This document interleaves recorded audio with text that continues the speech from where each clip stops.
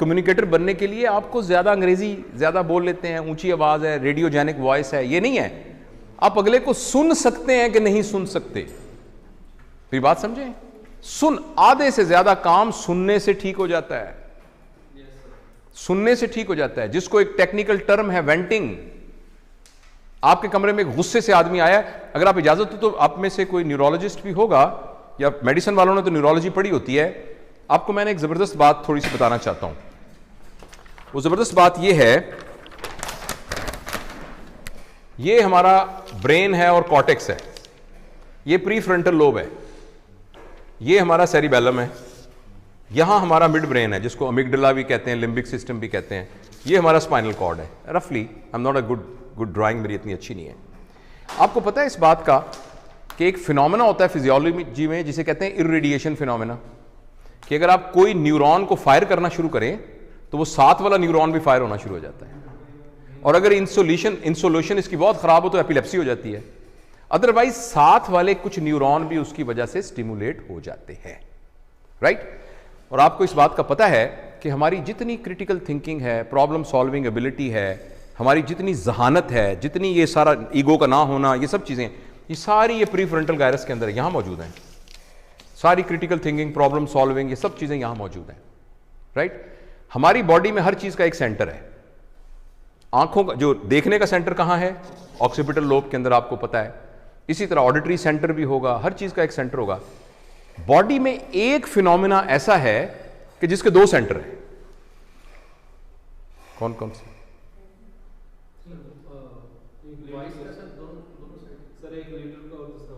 नहीं, आपने वो सुना है ना, एक वर्निकी सेंटर और एक ब्रोका सेंटर।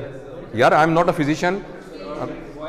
हाँ, बोलने का स्पीच सेंटर दो हैं, लेकिन दो हैं, जो भी हैं दो हैं। आप हैरान होंगे, एक वाला जो सेंटर है उसका ज्यादा ताल्लुक लिम्बिक सिस्टम से है। माई अपॉलॉजीज फ्रॉम द न्यूरोलॉजिस्ट अगर ये टेक्निकली बहुत करेक्ट ना हो, मगर इन प्रिंसिपल ये बात वही है जो मैं आपको कह रहा हूं। और एक सेंटर उसका फ्रंटल कॉर्टेक्स के अंदर है, दो सेंटर हैं। जब हम इमोशनल वे में बात कर रहे होते हैं वो इस सेंटर से बात कर रहे होते हैं, और जब हम लॉजिकल सेंटर से बात कर रहे हैं तो इससे बात कर रहे होते हैं। हाँ, जो कि हमारा गुस्सा, एंग्री, प्लेजर, इसको करता है। अच्छा, अब यह है कि because of the phenomena of radiation, जब हम बिल्कुल पागल हुए होते हैं ना गुस्से में, मैं देख लेना, मैं नहीं पता, मैं इस्तीफा देता हूं, मैं छोड़ता हूं, मैं ये काम ही नहीं करता, मैं लानत भेजता हूं, इस फेज में होता है ना। मैं तो जब प्रिंसिपल था तो इस तरह के बड़े सीन आते थे, ठुड्डे मार के, एक जूनियर लड़का ठुड्डा मार के अंदर आया, सर ये हम किसी, हमारी भी इज्जत होती है हमारी। अब इस फेज में आए, अब उस फेज में उस बेचारे का ये जो कॉर्टेक्स का सेंटर है ना, ये ऐसे हुआ है जैसे सर्दियों में आपकी गाड़ी की विंड स्क्रीन हुई होती है, फॉगी, कुछ भी नजर नहीं आता। और फिनोमेना ऑफ इरिटेशन ये है कि आप उसको बोलने दें।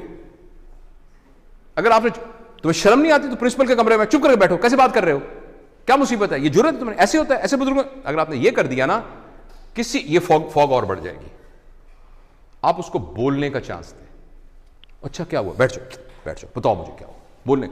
जब वो बोलेगा तो ये सेंटर स्टिमुलेट होगा, और जब ये सेंटर स्टिमुलेट होगा तो ये न्यूरॉन फायर करेंगे। सर मैं आपको, वो बोल रहा है ना जब, तो उसके ये न्यूरॉन, बोलने वाले न्यूरॉन फायर कर रहे हैं ना, ये फायर करेंगे। फिनोमेना ऑफ इरिटेशन की वजह से आहिस्ता आहिस्ता, जैसे आप डीफॉगर गाड़ी का खोलते हैं तो नीचे से वो जाके तो उसको आहिस्ता आहिस्ता आहिस्ता, कभी देखा आपने कैसे होता है, नीचे से आहिस्ता से फॉग खत्म हो जाती, तो आहिस्ता आहिस्ता आहिस्ता आहिस्ता ये न्यूरॉन भी स्टिमुलेट हो जाते हैं, जो कि क्रिटिकल थिंकिंग, प्रॉब्लम सॉल्विंग के न्यूरॉन है। अगर आपको मेरी बात का यकीन नहीं आया, कभी आप गुस्से वाले बंदे को 15-20 मिनट नॉन स्टॉप बोलने दें, उसके बाद वो कहेगा sir I am sorry sir, मैं ना बस गुस्से में था तो सर सॉरी सर। मैं, अब ये क्या हो गया, 15-20 मिनट में क्या हो गया। और उसवा नबी से मुझे ये लगता है कि अगर आपको गुस्सा आए तो लेटे हैं, बैठे हैं तो खड़े हो जाएं, खड़े हैं तो चल पड़े, और नहीं तो पानी पी आए। तो वहां पानी फ्रिज में से नहीं, मक्का में से निकाल के पीना होता था, कहीं बाहर से दूर के जाना होता होगा, उसमें कम से कम 20 मिनट तो लगते होंगे। और हमें इस बात को पता है कि वो हार्मोन डोपामीन और वो हार्मोन जिनकी वजह से ये हो रहा होता है, उनकी हाफ लाइफ तकरीबन 20 मिनट्स होती है। आपने, अगर आपके यहां कोई क्राइसिस हो, आपके स्पाउस के साथ, आपके बच्चे के साथ, आपके पड़ोसी के साथ, आपके सबॉर्डिनेट के साथ, आपके बॉस के साथ 20 मिनट उसको आप बोलने दें, 20 मिनट के बाद totally will be a new person.